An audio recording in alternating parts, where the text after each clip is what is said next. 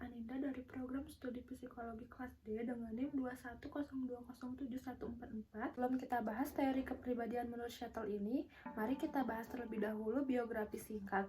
Nah, nama lengkapnya adalah Raymond Bernard Shuttle. Beliau dilahirkan di kota Staffordshire pada tahun 1905. Ketika kecil, Shuttle sama seperti teman pada umumnya, banyak menghabiskan waktu di luar.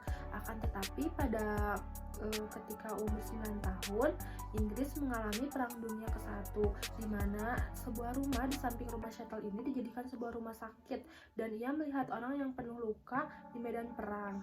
Nah, hal ini membuatnya menjadi lebih sadar akan singkatnya hidup seseorang dan membuatnya menjadi lebih serius. Nah, Shuttle meninggal dunia di rumahnya di Honolulu pada tanggal 2 Februari tahun 1998. Baik, selanjutnya kita bahas ke teori kepribadian menurut Shuttle ini. Nah, teori dari Shuttle ini terkenal dengan analisis faktor, yaitu sebuah prosedur statistik untuk mengukur faktor-faktor umum individu. Nah, teori faktor ini terbagi ke dalam 3 bagian. Yang pertama ada life record, yaitu catatan mengenai tingkah laku seseorang dalam kehidupan sehari-hari.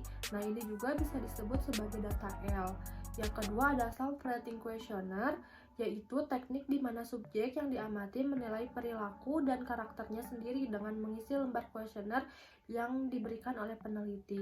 Ini juga disebut sebagai data R. Yang terakhir ada objective test. Tes ini merupakan observasi terhadap individu dalam situasi yang diadakan secara khusus supaya dapat dibuat ramalan mengenai tingkah laku individu tersebut. Nah, ini juga disebut sebagai data T. Selanjutnya kita bahas ke struktur kepribadian menurut Shuttle. Nah, Shuttle ini berpendapat bahwa kepribadian merupakan bentuk struktur kompleks dari traits dan berbagai macam kategori. Traits yaitu suatu struktur mental untuk menunjukkan ketetapan dalam tingkah laku atau sebuah kecenderungan reaksi permanen yang merupakan bagian dari kepribadian. Nah, berikut klasifikasi traits. Yang pertama ada berdasarkan kategori kepemilikan. Di sini dibagi kepada 2 bagian, ada common traits dan unique traits. Yang kedua ada berdasarkan kategori kedalaman. Di sini juga dibagi ke dalam 2 bagian, ada surface traits dan source traits.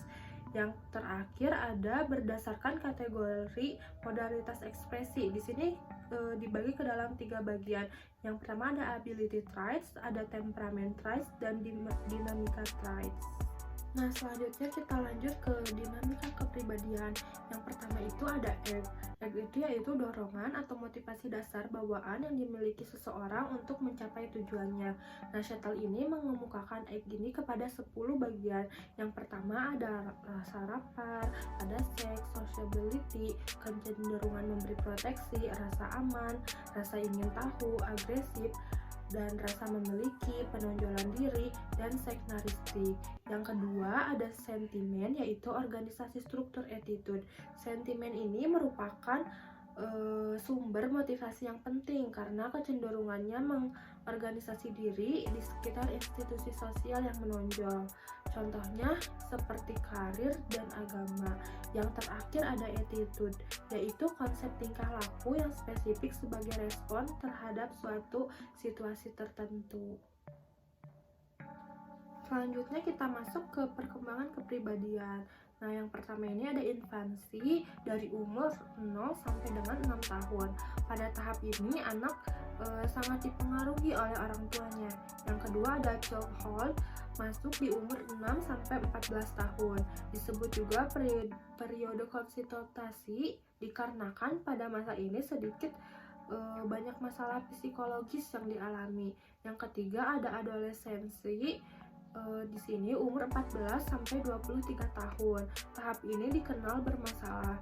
Yang keempat ada maturity pada umur 23 tahun sampai 50 tahun. Nah, periode ini tuh kepuasan dan produktivitas ini karir individu, pernikahan, keluarga tuh menurun. Yang kelima ada late minority, yaitu 50 sampai dengan 65 tahun, meliputi perkembangan kepribadian dalam merespon perubahan fisik, sosial, dan psikologis. Nah, yang terakhir ada old age, 65 tahun sampai seterusnya. di sini tuh penyesuaian diri terhadap kehilangan orang-orang terdekat. Selanjutnya, yang terakhir ada jenis belajar yang bertujuan untuk mengembangkan kepribadian. Menurut Shuttle ini ada 3 jenis, yaitu yang pertama ada classical conditioning. Nah, yang kedua ini ada instrumental conditioning, dan yang terakhir ada integration learning. Cukup demikian penjelasan yang dapat saya sampaikan. Mohon maaf bila ada kekurangan. Wassalamualaikum warahmatullahi wabarakatuh.